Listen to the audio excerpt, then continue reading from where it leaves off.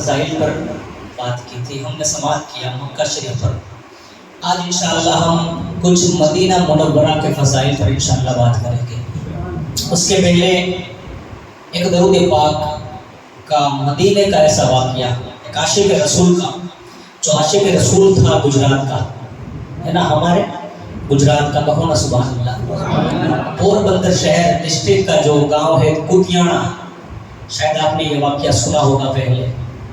کتیانا گاؤں کے اندر ایک عاشق رسول رہتا تھا، اور درود پاک کی جو کتاب ہے دلائل الخیرات، اس کو پوری مکمل ہو جاتی، اور وہ پتھر تراشنے کا کام کیا کرتا تھا، یعنی کہ کڑیا کام اور پتھر تراشنے کا کام وہ کیا کرتا تھا۔ اور اس کی یہ عادت کریمہ تھی، مبارک عادت تھی اس عاشق رسول کی، کہ جب بھی وہ اینٹ رکھتا یا پتھر تراشتا تو حضور کی ذات پر ایک درود پاک پڑھا کرتا تھا، ایک اینٹ پر ایک درود پاک پڑھا کرتا تھا۔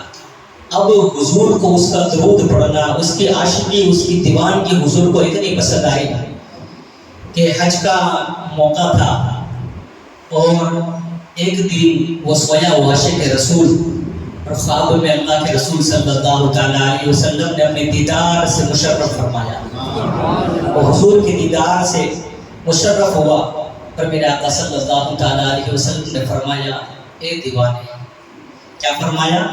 اے دیوانے، میرے گنبد کا ایک پتھر، ایک کنگرا ہے نا، وہ تھوڑا سا ٹوٹ گیا ہے، تو آ کر اس کو ٹھیک کر جا۔ یہ ہوتے ہیں مدینے کے بلاوے۔ حضور نے فرمایا، میرے کنگرے کا ایک چھوٹا سا پتھر جو ٹوٹ گیا ہے، آ کر وہ ٹھیک کر جا۔ اب صبح اٹھا، بہت خوش تھا، کیونکہ چہرے پر دعا کا جلوہ آنکھوں میں سما ہوا تھا۔ اب وہ خوش تھا کہ حضور تشریف لائے، حضور نے خواب میں زیارت کروائی، جو چاہیے تھا وہ سب کچھ مل گیا۔ اب اور کیا چاہیے؟ حضور دکھ گئے، حضور نظر آ گئے، حضور کا دیدار ہو گیا ہے نا، یہی ہماری سچی عید ہے۔ اب اور کیا چاہیے؟ اب وہ بندہ اٹھا، اور حضور نے بلایا تھا تو پھر ارادہ ہے نا، حضور نے بلایا تو ارادہ کر لیا کہ جانے کا تو ہے نا، مدینہ تو جانا ہے، کیونکہ یاد رکھیں جس کے خواب میں حضور آئے تو وہ حضور ہی آتے ہیں۔ کبھی بھی حضور کی شکل شیطان اختیار نہیں کر سکتا، یعنی جس کو حضور تشریف لائے خواب میں، اس کو حضور ہی آتے ہیں۔ اب حضور تشریف لائے، اب وہ دیوانہ تو تیاری کرنے لگا، اور اس سمے میں دریا کے اندر کشتی جو چلتی تھی نا، کشتی پر سوار ہو کر حاجی حج کے لیے نکلتے تھے، اس سمے میں بھی پاسپورٹ ویزا مانگتے تھے۔ اب اس کے پاس کچھ نہیں تھا اس کے پاس، اب وہ حیران تھا کہ میرے پاس ہے کچھ نہیں، مگر حضور کا بلاوا ہے تو پھر کسی چیز کی ضرورت نہیں پڑتی۔ ہم نے ایسے بھی دیکھے ہیں کہ جنہوں نے ساری دنیا دیکھی ہے مگر مدینہ نہیں دیکھا، اور ہم نے ایسے بھی دیکھے ہیں جس نے مدینہ دیکھا ہے کچھ نہیں دیکھا، صرف مدینہ دیکھا ہے۔ اب اس عاشق رسول کو حضور نے بلایا، تیاری ہو گئی، اور جو سواری جا رہی تھی کشتی، وہ بھی اس کے لنگر کی اٹھا دیے گئے، اور وہ اپنے گھر سے چل پڑا کشتی کی جانب، دریا کی جانب۔ اب وہ جو کشتی جا رہی تھی مدینے کو، وہ کشتی کے لنگر اٹھا دیے گئے، تھوڑی سی آگے بڑھی ہے نا، کشتی تھوڑی بیچ میں جاتی ہے نا، پھر چھوٹی ناؤ کے ذریعے اس پر لوگوں کو حجاج کرام کو بٹھا کر آگے چڑھایا جاتا ہے۔ بس کشتی کے لنگر اٹھائے گئے، تھوڑی سی آگے بڑی بند ہو گئی۔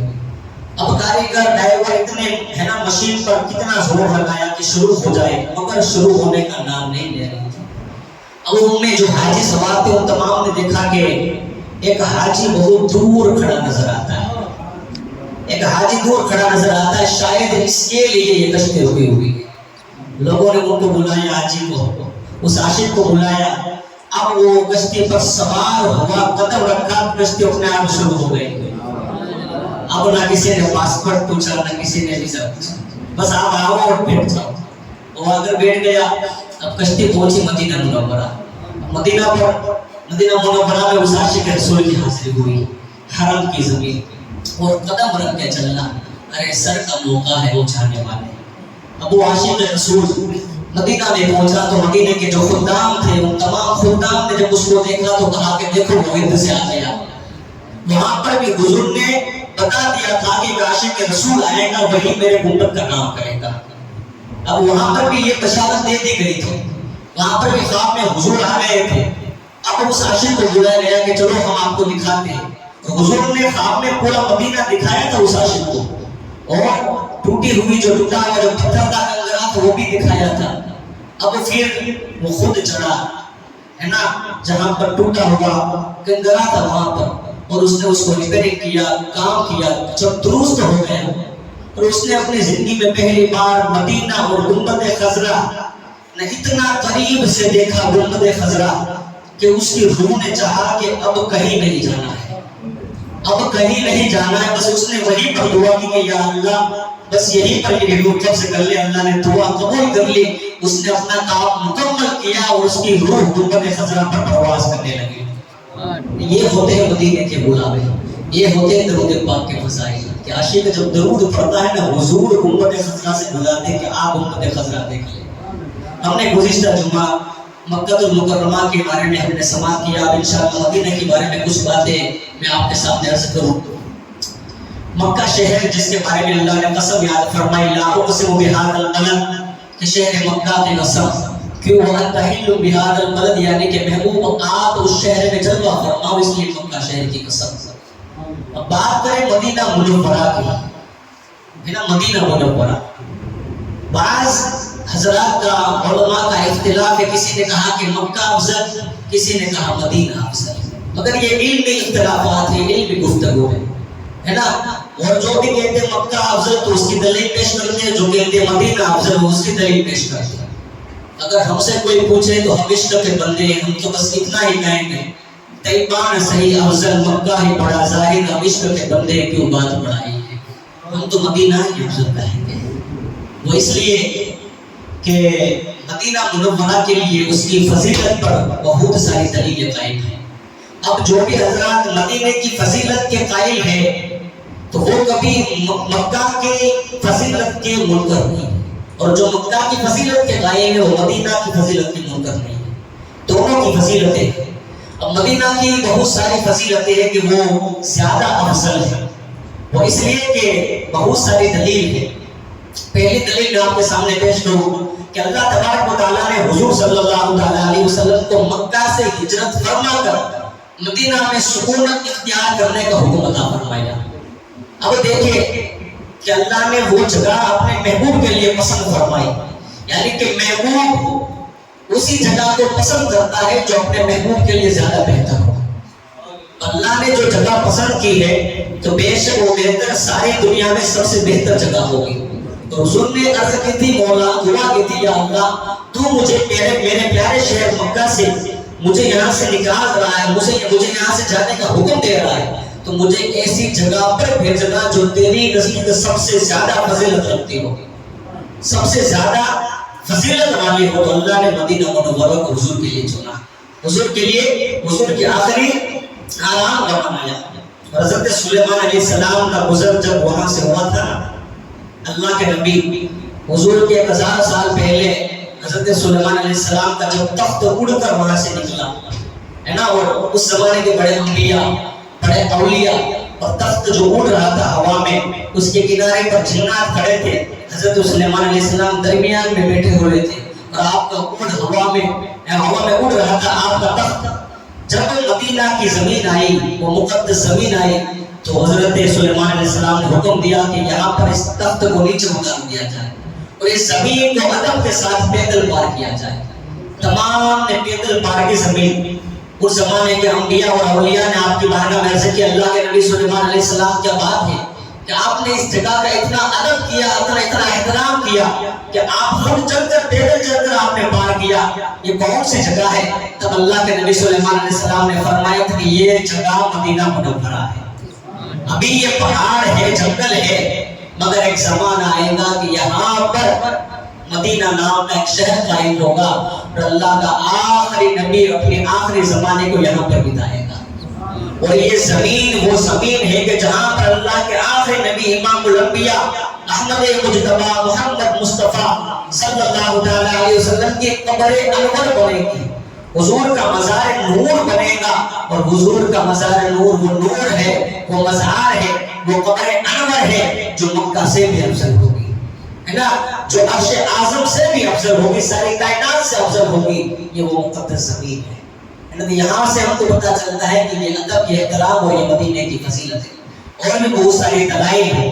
حضور نے حدیث پاک میں بیان فرمایا کہ حضرت ابراہیم علیہ السلام کا حرم مکہ ہے، حرم ابراہیم مکہ کا وحرم المدینہ تو، میرے آقا نے فرمایا کہ ابراہیم کا حرم مکہ ہے اور میرا حرم مدینہ طیبہ ہے۔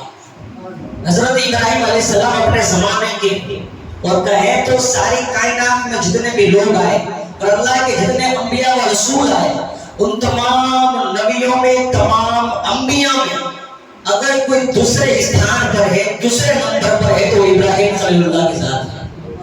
ابراہیم علیہ السلام کا مرتبہ سب سے اونچا ہے۔ حضور کے بعد اگر کوئی سب سے بڑا نبی ہے تو وہ ابراہیم علیہ السلام کے ساتھ ہے۔ اب ابراہیم علیہ السلام اتنے بڑے نبی مگر حضور کے غلام، حضور کے ہے دادا، مگر حضور کے نیچے درجے میں، نیچے درجے میں، تب حضور سے نیچے ہے ابراہیم علیہ السلام درجے کے ہیں۔ ہم ہر نبی کو مانتے ہیں، ہر نبی کے ہم فضیلت کو بیان کرتے ہیں، مگر جب حضور کی بات ہے حضور سب سے افضل و اعلیٰ، کہ اعلیٰ حضرت نے فرما دیا سب سے اعلیٰ و بالا ہمارا نبی، سب سے بالا و بالا ہمارا نبی، اپنے مولا کا پیارا ہمارا نبی، دونوں عالم کا دولہ ہمارا نبی۔ اب حضرت ابراہیم علیہ السلام بے شک اللہ کے خلیل ہے، اللہ کے نبی ہے، ان کا حرم مکہ ہے، مگر حضور حضرت ابراہیم سے افضل ہے، تو حضرت ابراہیم کے حرم سے حضور کا حرم بھی افضل ہے۔ اس سے بھی یہ دلیل ہے، اور بھی بہت ساری دلائل ہے۔ حضرت فاروق اعظم رضی اللہ تعالیٰ عنہ، حضرت عبداللہ بن عمر رضی اللہ تعالیٰ عنہ، حضرت امام مالک اور اکابر مدینہ، اصحاب مدینہ کا اکثر موجود ہے، بہت ہی بڑا ہے نا ایک گروہ، ان کا یہ قول تھا، ان کا یہ مسلک تھا کہ وہ مدینہ طیبہ کو مکہ مکرمہ پر فضیلت دیتے تھے۔ اس سے بھی ثابت ہوتا ہے کہ مدینہ منورہ سب سے افضل ہے۔ اب ہم بات کریں کہ انسان، حدیث پاک میں آتا ہے کہ انسان کی قبر انور وہیں پر بنتی ہے، قبر وہیں پر بنتی ہے کہ جہاں کی مٹی سے وہ بنایا جاتا ہے نا، یہ حدیث پاک شاید آپ نے سنی ہوگی۔ انسان کو وہاں پر دفنایا جاتا ہے جس زمین کی مٹی سے اس کے پتلے کو بنایا گیا، اس کو بنایا گیا۔ اب ہم دیکھیں حضور کی قبر مدینہ منورہ میں ہے نا، سمجھ رہے ہیں، حضور کی قبر مدینہ منورہ میں ہے، تو ظاہر بات ہے کہ حضور مدینہ کی مٹی سے بنے ہوئے ہے نا، تو مدینہ سب سے افضل ہے، یہ بھی دلیل ہے۔ اور بھی بہت ساری دلیلیں ہیں۔ حضرت علامہ شہاب الدین سہروردی سے کسی نے پوچھا کہ حضرت دنیا میں سب سے افضل جگہ کون سی، افضل مکان کون سا ہے، افضل جگہ کون سی؟ میں حضرت شہاب الدین نے فرمایا کہ جہاں پر حضور آرام فرمائے وہ سب سے افضل ہے، جہاں پر حضور آرام فرمائے وہ جگہ سب سے افضل ہے۔ اب پوچھنے والے نے عرض کی کہ حضرت تو پھر لوگ جنت کی بھی آرزو کرتے ہیں، ہے نا، کیا کہا؟ لوگ جنت کی کیوں آرزو کرتے ہیں؟ اس وقت کیا ہی پیارا جواب دیا، کہا کہ حضور مکہ میں تھے تو مکہ افضل تھا، حضور مکہ میں تھے تو مکہ افضل تھا، اب مدینے میں ہے تو مدینہ افضل ہے، اب مدینے میں ہے تو مدینہ افضل ہے، تب کل قیامت کے دن اب جنت میں ہوگے تو جنت بھی افضل ہو جائے گی۔ تو مطلب یہ کہ مکان کا شرف ہے نا، مکان سے نہیں ہوتا بلکہ مکین سے ہوتا ہے۔ مکان میں رہنے والے کی وجہ سے شرف اور قدر و منزلیت دکھائی جاتی ہے۔ قدر و منزلت شرف کب ہوتا ہے؟ مکین کی وجہ سے، مکان کی وجہ سے نہیں ہوتا ہے۔ مکان جگہ کتنی بھی بڑی ہو، کتنی سندر ہو، مگر اندر رہنے والا کیسا ہے، وہاں رہنے والا کیسا ہے، اس سے پتہ چلتا ہے کہ یہ کتنا معزز ہے، یہ جگہ کتنی معزز ہے۔ تو شرف مکین کی وجہ سے ہوتا ہے، مکان کی وجہ سے نہیں ہوتا ہے۔ حضور مکہ میں تھے تو مکہ افضل تھا، اب حضور مدینہ میں ہے تو مدینہ افضل ہے، اب اگر جنت میں ہوگے تو جنت افضل ہوگی۔ دنیاوی دلیل سے ہم سمجھے، مثال سے ہے نا، پہلی صف کی ہم بات کریں، پہلی صف میں نماز پڑھنے والے کی ہے نا، پہلی صف میں نماز پڑھنا کتنا بڑا اجر و ثواب رکھتا ہے۔ لوگوں کو پتہ چل جائے کہ پہلی صف میں نماز پڑھنا کتنا ہے نا ثواب ملتا ہے، تو لوگ قرآن تازی کرے، سکہ اڑائیں گے کہ ہم پہلی صف میں نماز پڑھیں۔ اب میں آپ کو بتاؤں کہ پہلی صف کون سی ہے؟ یہ جو محراب سے لگی ہوئی ہے نا، ممبر سے جو لگی ہوئی ہے، یہ پہلی صف۔ اب اگر امام اپنا مصلی یہاں سے اٹھائے اور صحن میں چلا جائے تو کیا پہلی صف رہے گی؟ اب یہ پہلی صف رہے گی، امام مصلی اٹھائے اور صحن میں چلا جائے، اب یہ پہلی صف نہیں رہے گی، پہلی صف صحن میں ہو جائے گی۔ اب وہاں سے امام نے مصلی اٹھائے، شہر میں چلا گیا تو پہلی صف شہر کی ہو جائے گی، چھت پر چلا گیا تو پہلی صف ہے نا کون سی شہر کی ہو جائے گی۔ تو بس یہی بتانا چاہتا ہوں کہ شرف جو ہوتا ہے وہ مکین کا ہوتا ہے، مکان کا نہیں ہوتا ہے۔ آج صدیاں گزر جانے کے بعد، 14 صدیاں گزر جانے کے بعد مجھ جیسا گنہگار امام اگر مصلی اٹھا لے تو شرف پیچھے پیچھے چلا جاتا ہے۔ اب حضور صلی اللہ تعالیٰ علیہ وسلم مکہ میں تھے تو شرف مکہ کو ملے، مدینہ میں ہے تو مدینے کو ملے۔ اب حضور مدینہ میں ہے تو شرف مدینے کو ملنا چاہیے۔ حضرت داؤد طائی بہت ہی بڑے صوفی تھے، اولیاء اللہ تھے، حضرت امام جعفر صادق رضی اللہ تعالیٰ عنہ بڑی محبت کا رشتہ تھا آپس میں۔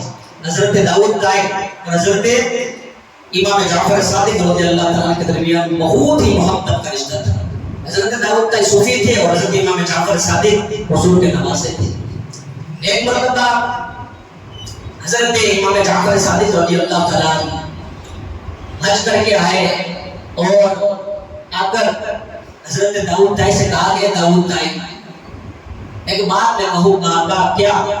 امام جعفر صادق فرماتے ہیں کہ جو مکہ سے ہو کر آئے، جو ایمان کے حالت میں خانہ کعبہ کی زیارت کر کے آئے، وہ کبھی دوزخ میں نہیں جائے گا، وہ کبھی دوزخ میں نہیں جائے گا۔ اب تو اس بات کی تصدیق کر، میری اس بات کو مان۔ حضرت داؤد طائی کہتے ہیں کہ میں آپ کی اس بات کو مانوں گا مگر آپ فتویٰ تو اڑا دیں، اب بات تو پوری بیان کریں تاکہ پوری بات کیا۔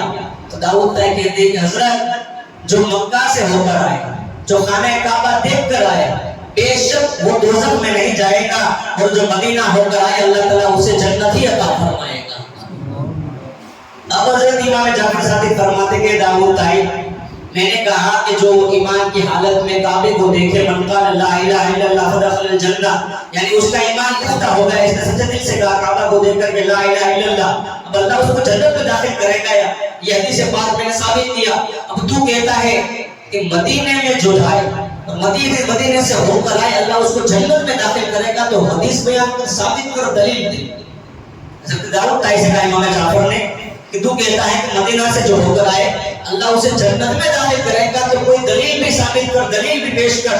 اس وقت حضرت داؤد طائی نے کیا ہی پیارا جواب دیا تھا۔ امام جعفر صادق سے عرض کرتے حضرت بے شک جو مکہ ہو کر آتا ہے، مکہ جا کر آتا ہے، خانہ کعبہ کا دیدار کر کے آتا ہے، وہ دوزخ میں نہیں جائے گا، وہ جنت میں جائے گا۔ مگر مکہ مکرمہ میں جنت تو نہیں ہے نا، کیا کہا؟ مکہ جانے والے کے لیے جنت ہے، مگر مکہ میں جنت نہیں ہے، مگر مدینے میں تو جنت ہے نا۔ کیا کہا؟ مدینے میں تو جنت ہے نا، روضۃ من ریاض الجنہ، ما بین بیتی و منبری روضۃ من ریاض الجنہ۔ میرے آقا نے فرمایا کہ میرے منبر اور میرے روضے کے درمیان جو جگہ ہے وہ جنت کی کیاروں میں سے کیا ہے۔ تو امام جعفر صادق سے حضرت داؤد عرض کرتے ہیں کہ حضرت میرا یہ عقیدہ ہے کہ اگر کوئی 2 رکعت نفل نماز ریاض الجنت میں پڑھ لے اللہ تعالیٰ اس کو جنت میں ہی داخل فرمائے گا، کیونکہ حنفیہ والی تک جو جنت میں داخل ہو گیا کبھی نکالا نہیں جائے گا۔ حضرت ادریس علیہ السلام یہ اللہ کے نبی ہے، ان کی دوستی تھی رضوان سے جو جنت کا داروغہ ہے، جو جنت کی چابی اپنے پاس رکھتا ہے، اور دوستی ایسی تھی کہ حضرت ادریس سے ملاقات کرنے کے لیے رضوان آیا جایا کرتا تھا، دنیا کی سیر حضرت ادریس اور رضوان دونوں مل کر کیا کرتے تھے۔ ایک مرتبہ حضرت ادریس نے فرمایا رضوان تو آتا جاتا رہتا ہے، جنت کی سیر کبھی مجھے بھی کرا دے، ہے نا، تو میری دنیا کی سیر کرتا رہتا ہے، کبھی مجھے جنت کی بھی سیر کرا۔ اب جنت میں گئے حضرت ادریس علیہ السلام، ہے نا، جنت کی سیر کی۔ اب رضوان کہتے ہیں کہ حضرت چلیے نا، ہے نا، چلیے۔ ادریس علیہ السلام فرماتے ہیں کہ کہاں پر، کہاں جانا ہے؟ کہا کہ دنیا میں نہیں جانا ہے۔ کہا نہیں، مجھے تو جنت میں رہنا ہے، جنت دیکھ لینا۔ کہا مجھے جنت میں رہنا ہے۔ اللہ نے فرمایا ہم فیہا خالدون، جنت میں داخل ہو گیا، نکالا نہیں جائے گا، مجھے تو یہاں رہنا ہے۔ اب فرشتہ حیران کہ اب کیا کرے، اللہ کے نبی ہے، انہیں کچھ کہہ بھی نہیں سکتے، اللہ کا حکم ہوا ہے زبان، ہے نا، تو دل کے اندر ارادہ پیدا کس نے کیا؟ اللہ نے کیا کہ تم جنت کی سیر کرو، ہے نا. اب ادریس علیہ السلام کے دل کے اندر ایک خواہش بھی پیدا اللہ نے کی کہ وہ جنت میں رہے، تو اب میرا ہی حکم ہے کہ اس کو جنت کے اندر رہنے دو. تو بے شک مدینہ منورہ کے اندر جنت ہے نا. روضۃ من ریاض الجنہ ما بین بیتی و منبری روضۃ من ریاض الجنہ، کہ میرے گھر اور محراب کے درمیان کی جو جگہ ہے وہ جنت کی کیاری میں سے کیاری ہے. تو جو مدینہ میں گیا ہے نا، وہاں پر جس نے روزے جہاں پر گیا تو جنت میں اگر 2 رکعت نفل نماز پڑھی تو یہ عقیدہ کہتا ہے کہ انشاءاللہ اللہ تعالیٰ اسے حضور کے صدقے میں جنت ہی عطا فرمائے گا. اللہ رب العزت کی بارگاہ میں دعا ہے کہ اللہ تبارک و تعالیٰ زندگی میں ایک مرتبہ ہم تمام حضرات کو حضور کا میٹھا میٹھا مدینہ دکھائے. آمین و علینا الی البلاغ.